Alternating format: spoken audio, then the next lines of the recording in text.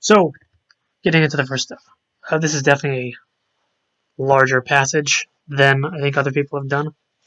Uh, but I was pulling from a song that I like to sing in choir, so I just kind of took the whole bit. But so it's Ephesians chapter 1, verse 17 to 23. So I'll read that. I keep asking that the God of our Lord Jesus Christ, the glorious Father, may give you the spirit of wisdom and revelation, so that you may know him better. I pray that the eyes of your heart may be enlightened in order that you may know the hope to which he has called you, the riches of his glorious inheritance in his holy people, and his incomparably great power for us who believe. That power is the same as the mighty strength he exerted when he raised Christ from the dead and seated him at his right hand in the heavenly realms, far above all rule and authority, power and dominion, and every name that is invoked, not only in the present age, but also in the one to come. And God placed all things under his feet, and appointed him to head over everything for the church, which is his body, the fullness of him who fills everything in every way.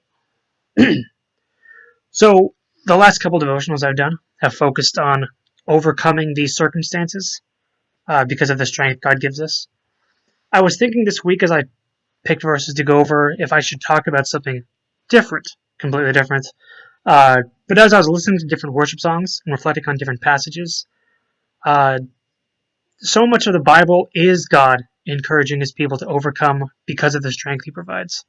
Obviously, there are other things worth talking about, and we'll get to those too. The other youth leaders are going over those parts, and I will do those probably starting next week. I think 3 in a row is probably. Uh, but so I figured if the Bible keeps bringing it up, then it wouldn't hurt for me to do it just for a third week in a row. 3 is a solid number. Third time's a charm, all those people say. So this passage specifically is important to me because, like I was saying, there's so many passages that talk about kind of that strength that God provides us.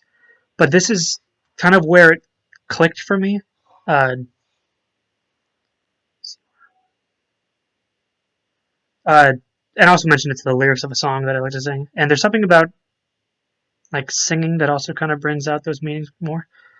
Uh, but so we've all heard the verse about having the faith the size of a mustard seed is enough to move mountains.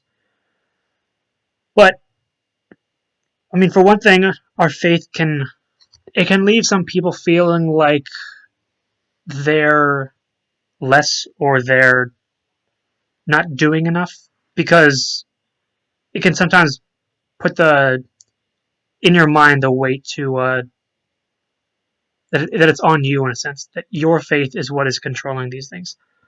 Uh, and also, we in the 21st century don't really deal with mustard seeds very much or moving mountains.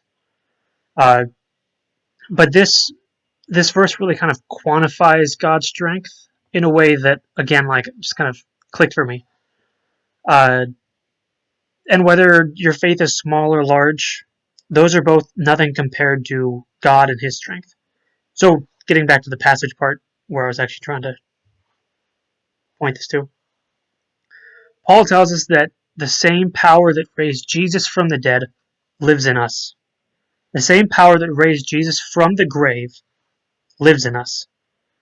And there's something about, I don't know, just like saying that, because it, like, there's so many times of God's strength being kind of like these just big and kind of hard to get your mind around things, like creating the universe, which is beyond everything, uh, or leading his people out of the desert after they were free, or after they were free from Egypt. And those are all great things that show his power, but for some reason, like the idea of like what rose Jesus from the dead, like that's what we're celebrating this coming up Sunday.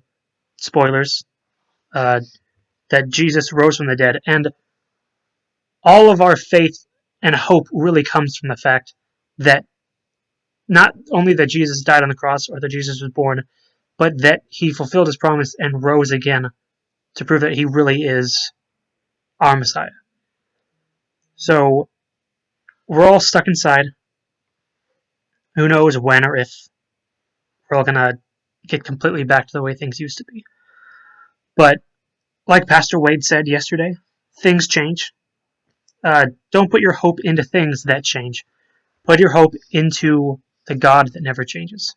The God who gives us the same power, the same strength that rose Jesus, his son, from the grave. I feel like I repeated that line a lot, but I think it kind of gets the point across. Uh, yeah.